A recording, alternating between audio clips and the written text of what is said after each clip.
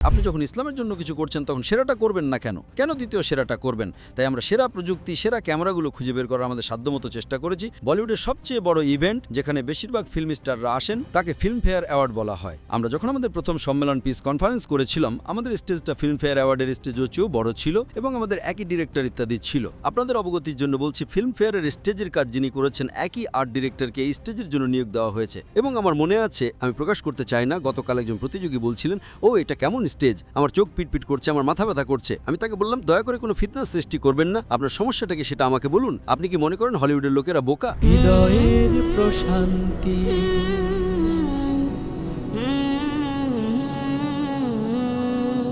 আমি জানি আমার অনেক ছাত্র এবং অনেক মানুষেরই বেশ কিছু ট্রেনিং প্রোগ্রাম ছিল, আলহামদুলিল্লাহ। তারপরও দায়রা তৈরি হয়ে আসছে। কিন্তু যদি সেই ট্রেনিং প্রোগ্রামটিকে আগের মতোই রেখে দেওয়া হতো এবং একটা পর্যায়ে পৌঁছে তারপর পরিবর্তন করা হতো, তাতে কোনো সমস্যা ছিল না। আমি বলছি না যে এটাই সেরা, আমি এমন দাবিও করি না যে এর মধ্যে কোনো ভুল নেই। এটা হয়তো 10% ভুল থাকতে পারে।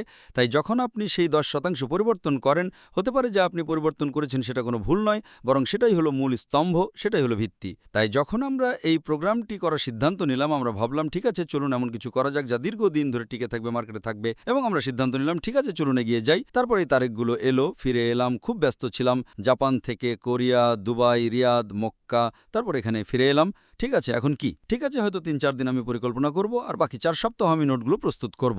তারপর আমরা পরিকল্পনা শুরু করলাম। আমরা বললাম, কেন ভালো কিছু করা হবে না? সেরাটা অর্জন করার পাশাপাশি আমরা ক্রমাগত এর উন্নতি করতে থাকলাম, আরও উন্নত করতে থাকলাম। উদাহরণস্বরূপ, এই স্টেজ বা মঞ্চ, আপনাদের এই যে স্টেজটা দেখছেন, এটা হলো এলইডি প্রযুক্তি, যা গত কয়েক বছরের মধ্যে নতুনভাবে তৈরি হয়েছে। আগে এটা ছিল না, এবং আমরা জানতে পারলাম অস্কার এই প্রযুক্তি ব্যবহার করে। অস্কার কি ব্যবহার করে? আচ্ছা, এটা গ্রামে কি ব্যবহার করে? আপনি যখন ইসলামের জন্য কিছু করছেন তখন সেরাটা করবেন না কেন? কেন দ্বিতীয় সেরাটা করবেন? তাই আমরা সেরা প্রযুক্তি, সেরা ক্যামেরাগুলো খুঁজে বের করার আমাদের সাধ্যমতো চেষ্টা করেছি।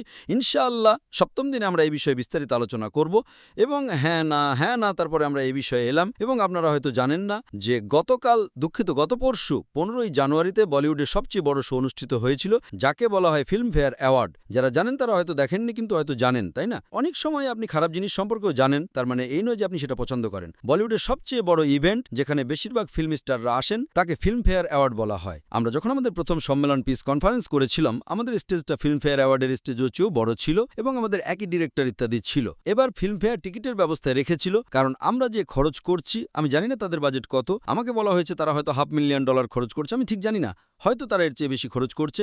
তাই সেই টাকাটা তুলে আনার জন্য তারা ওই 5 ঘন্টার শোয়ের জন্য টিকিটের ব্যবস্থা করেছে। আগে এটি শুধুমাত্র বাছাই করা কিছু মানুষের জন্য বিনামূল্যে কমপ্লিমেন্টারি ছিল। যেমন গ্র্যামি অ্যাওয়ার্ডে আপনি টিকিট কিনতে পারবেন না, সেখানে কেবল কয়েকশো বা হয়তো কয়েক হাজার মানুষকে বিনামূল্যে প্রবেশের অনুমতি দেওয়া হয়। এবার তারা খুব বড় একটা স্টেডিয়াম নিয়েছিল, যা ওয়ার্লির NSCI এর খুব কাছাকাছি। এটা একটা ইনডোর স্টেডিয়াম, যার ধারণ ক্ষমতা 35,000-এর বেশি। এর ভাড়া অনেক বেশি, প্রতিদিন প্রায় 45 লাখ টাকা, যা প্রায় $80,000 কাছাকাছি। তাদের কয়েকদিনের জন্য এটা ভাড়া নিতে হয়, সেটা তাদের স্টাইল। আপনাদের অবগতির জন্য বলছি, ফিল্মফেয়ারের স্টেজের কাজ যিনি করেছেন, একই আর্ট ডিরেক্টরকে এই স্টেজের জন্য নিয়োগ দেওয়া হয়েছে। যিনি সেখানে লাইটিং করেছেন, একই ব্যক্তি এখানেও করেছেন। যিনি গ্রাফিক্স করেছেন, একই ব্যক্তি এখানেও করছেন। যিনি ডিপি মানে ডিরেক্টর অফ ফটোগ্রাফি, তিনি হলেন মূল চাবিকাঠি, সে একই ব্যক্তি। পার্থক্য হলো তারা একদিনের জন্য করছে, তার মানে তাদের ট্রায়াল সহ হয়তো 3-4 দিন সময় ব্যয় করতে হয়, আর আমরা 45 দিনের জন্য করছি, ট্রায়াল পিরিয়ড মিলিয়ে 50 দিনের বেশি সময়। তাদের স্টেজটা বড়, কিন্তু আমাদের স্টেজে আমি জানি না তারা কতগুলো LED লাগিয়েছে। এটা একেবারে আধুনিক প্রযুক্তি, এটা খুবই ব্যয়বহুল। এর জন্য আপনাকে কাঁড়ি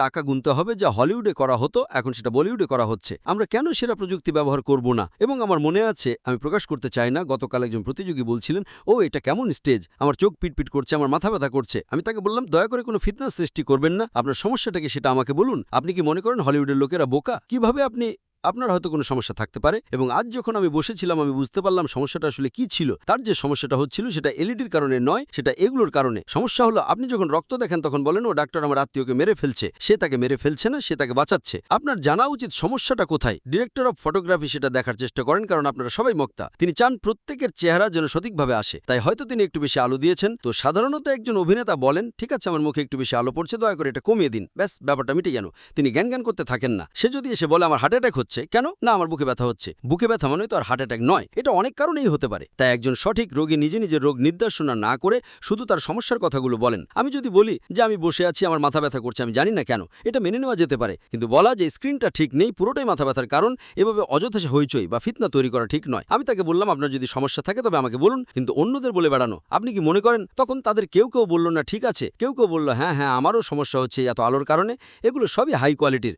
তখন আমি বুঝতে পারলাম আচ্ছা সমস্যাটা হলো আমি যখন বসলাম, যেহেতু আমি এই ফিল্ডের লোক, আমি তাদের বললাম আলোটা একটু কমিয়ে দিতে, আমার আর কোনো সমস্যা হলো না। তাই আপনি যখন কোনো ডাক্তারের কাছে যাবেন, আপনার কি হয়েছে নিজে নিজে নির্দেশনা করতে যাবেন না, কেবল সুন্তরগুলো বলবেন। ডাক্তার নিজেই বুঝতে পারবেন আপনার সমস্যা কোথায়। আমাকে ইনজেকশন দিন। কেন? না আমার ব্যথা করছে। তখন ডাক্তার তাকে ইনজেকশন দেন, যাকে বলা হয় প্লাসিবো। প্লাসিবো মানে হলো আপনি তাকে গ্লুকোজের ইনজেকশন দিলেন। রোগী ইনজেকশন চাইছে, তাকে দিয়ে দিন, তাকে যেতে দিন, আর ডাক্তারও তার টাকা পেয়ে গেলেন, কিন্তু এটাই তার নিরাময়। একে বলা হয় প্লাসিবো। মানে আপনি যখন কোনো সাইকিয়াট্রিক বা মানসিক সমস্যা আক্রান্ত রোগীর চিকিৎসা করেন, তখন সে যা চায় তাকে তাই দিয়ে দেন, আপনার কাজ শেষ। কিন্তু আপনি তাকে যা দিলেন তা আসলে কোনো কাজেরই নয়। হ্যাঁ, কোনো লাভও নেই, ক্ষতিও নেই, সেফ গ্লুকোজের ইনজেকশন। তাই মেডিকেল ফিল্ডে আমাদের শেখানো হয় ইনজেকশন কেবল যদি আপনি আমাকে ইনজেকশন দেন তবে আমি সুস্থ হয়ে যাব। তাই আমরা রোগীকে ভালো করে জেনে ইনজেকশন দিই যে এই ইনজেকশন তাকে সারিয়ে তুলবে না, কিন্তু সে এটাতেই সেরে উঠবে, প্লাসিবো। তাই আমরা যখন সিদ্ধান্ত নিলাম, যখন আমরা ট্রেনিং প্রোগ্রাম করছি, তখন এমন একটা ট্রেনিং প্রোগ্রাম কেন করব না যা দীর্ঘদিন টিকে থাকবে। তাই আমরা এমনভাবে পরিকল্পনা করেছি যে ইনশাআল্লাহ এটা নিম্নতম আগামী 50 বছরের জন্য টিকে থাকবে ইনশাআল্লাহ। এভাবে আমরা এই ধারণাটি নিয়ে এসেছি। তাই আমরা সেরাটাই চাই। আমরা কয়েকদিন আগ পর্যন্ত জানতাম না যে আমরা এমন একটা স্টেজ পেতে যাচ্ছি, এবং এমনকি আমিও নিজেও আমার জীবনে প্রথমবারের মতো এমন একটা স্টেজে কথা বলছি। পৃথিবীতে আমার জানা মতে কোনো মুসলিম এমন স্টেজ তৈরি করেনি। হ্যাঁ, আগে ছোট এলইডি স্ক্রিন ছিল পুরনো প্রযুক্তির, এমনকি আমাদেরও আগে এলইডি ছিল, কিন্তু সেটা ভিন্ন প্রযুক্তির, P1, P2, P3। আসুন আমরা সেসবের বিবরণে না যাই, সময় পেলে আমরা সপ্তম দিনে এই বিষয়ে কথা বলবো। তাই আমি বলি যে আপনি যখন কোনো বিশেষজ্ঞের সাথে কথা বলবেন, সেরা জ্ঞানটাই গ্রহণ করুন। নিজে হিরো হওয়ার চেষ্টা করবেন না যে আপনি জানেন এটা ঠিক, ওটা ঠিক নয়, এটা সঠিক, ওটা বেঠিক। আপনার যদি কোনো সমস্যা থাকে তবে ভদ্রভাবে আপনার সমস্যার কথা বলুন। নিজে নিজে রোগ নির্দেশনা করতে যাবেন না, আপনি তো আর ডাক্তার নন। এর মানে আমরা বোকা, তাই না? আপনারা যদি বোকাই হন তাহলে এখানে কেন এলেন? তার মানে আপনাদের রিসার্চই ভুল। আপনি যদি রিসার্চ করে একবার সিদ্ধান্ত নিয়ে খালাস হয়ে এখানে চলেই আসেন, তাহলে সেটা মেনে নিন। যতক্ষণ না এটা কোরআন ও সুন্নাহর পরিপন্থী হয়, ততক্ষণ এটা আপনার যুক্তির বিরুদ্ধে যেতেই পারে, কোনো সমস্যা নেই। তিনি একজন বিশেষজ্ঞ।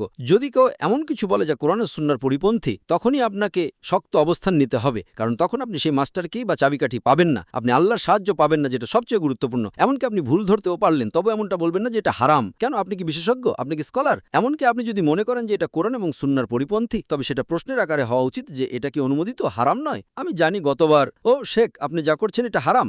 কোরআনের কোন আয়াতে এটা বলা হয়েছে? কোন হাদিসে এটা বলা হয়েছে? না অমুক ব্যক্তি বলেছেন। অমুক ব্যক্তি বললে তো সেটা হারাম হয়ে যায় না। তাই মানুষের সাথে কিভাবে কথা বলতে হয় তার একটা শিষ্টাচার এবং আদব রয়েছে। বিশেষ করে আমি যখন একটি ট্রেনিং কোর্সে আসি। আর আরেকটা বিষয়, আমি একটা উদাহরণ দিয়ে সেশনটি শেষ করব, যে আপনি যখন শীর্ষস্থানীয় লোকদের কাছ থেকে পরামর্শ বা কনসালটেন্সি নেন, এখানে কনসালটেন্সি ফিল্ডে কে আছেন মাশাআল্লাহ? আপনি কি ম্যাককিনসির নাম শুনেছেন? ম্যাককিনসির নাম শুনেছেন? হ্যাঁ ভাই, আমি মনে করি হ্যাঁ। ম্যাককিনসি নেদারল্যান্ডসের হেডকোয়ার্টার আমার বাড়ির পাশেই। ম্যাককিনসি নেদারল্যান্ডসের এই হেডকোয়ার্টার আমার বাড়ির পাশেই। নেদারল্যান্ডসের জন্য, কারণ ম্যাককিনসির মূল সদর দপ্তর নেদারল্যান্ডসে নয়, কিন্তু নেদারল্যান্ডস এবং বোম্বে সহ অনেক দেশে ম্যাককিনসির শাখা রয়েছে। কিন্তু ম্যাককিনসির কাজ কি? এটা কি? তারা কনসালটেন্সি বা পরামর্শ সেবা প্রদান করে। তাই মানুষ বিভিন্ন সমস্যা নিয়ে আসে এবং তাদের একটা দল আছে যারা গবেষণা করে এবং তাদের সমস্যার সমাধান দেয়। আপনাদের অবগতির জন্য বলছি, ম্যাককিনসিকে অন্যতম সেরা কনসালটেন্সি এজেন্সি হিসেবে বিবেচনা করা হয়, এবং আপনি যদি ম্যাককিনসিকে নিয়োগ করতে চান তাহলে আপনাকে কারি কারি টাকা গুনতে হবে। তারপর আপনার প্রাইস ওয়াটারহাউস কুপার্স আছে। আপনি যদি অ্যাকাউন্টিং এর দিকে যান, KPMG। যখন আমরা ম্যানেজমেন্ট ফিল্ডে যাব তখন এগুলো নিয়ে আলোচনা করব। নিয়ম হলো যে আপনি যখন তাদের কাছ থেকে পরামর্শ নেবেন, সবই $1 মিলিয়ন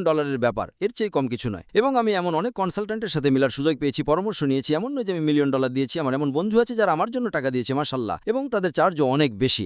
দিন শেষে আমি যা বুঝতে পারি সেটা হলো তারা যে পরামর্শ দেয় তা তাদের চার্জ করা টাকার সমতুল্য নয়। তাই আমার এক বন্ধু যে আমার অনুরাগী, সে বলল না আমরা তাদের নিয়োগ করতে চাই। আমি বললাম আমাদের তো তারা আছেই। তারপর আমরা একটা পরামর্শ নিলাম। কিছু সময় পরে আমরা পার্থেননের সাথেও পরামর্শ করেছি। পার্থেনন শিক্ষা এজেন্সির জন্য অন্যতম সেরা। সেখানে বিভিন্ন ফিল্ড আছে, পার্থেনন অন্যতম সেরা হিসেবে পরিচিত। এটা একটা US বেসড ফার্ম। বোম্বেতেও পার্থেননের একটি শাখা রয়েছে। এবং আমরা যখন পরামর্শ করি, আমরা কথা বলি এবং প্রশ্ন করি, তারপর আমরা বুঝতে পারি যে অনেক সময় আমি যখন তাদের সাথে পরামর্শ করি তখন তারা বলে যে আমাদের জীবনে আমরা আপনার মতো ক্লায়েন্ট পাইনি। আপনি যত উচ্চমানের কনসালটেন্ট নিয়োগ করেন না কেন, আপনি কেবল তখনই উপকৃত হবেন যদি আপনি তাদের সঠিকভাবে কাজে লাগাতে পারেন। অন্যথায় এটা অর্থের অপচয় বা শুধুমাত্র একটা ইসরাফ। আপনাকে কানিকারি টাকা গুনতে হবে। যদি আপনি তাদের কাজে লাগাতে না পারেন তাহলে এটা সময়ের অপচয় বা শুধুমাত্র একটা লেভেল। তাই আপনি যত বড় কনসালটেন্টের কাছে যান না কেন, এটা ক্লায়েন্টের উপর নির্ভর করে সে ওই কনসালটেন্টকে কাজে লাগাতে পারবে কিনা। তারা যদি কোনো চার্জ করে তবে তাদের সাথে বয়ে নিয়ে যাওয়ার মতো অনেক বড় ব্যাগেজ বা এক্সপিরিয়েন্স থাকে।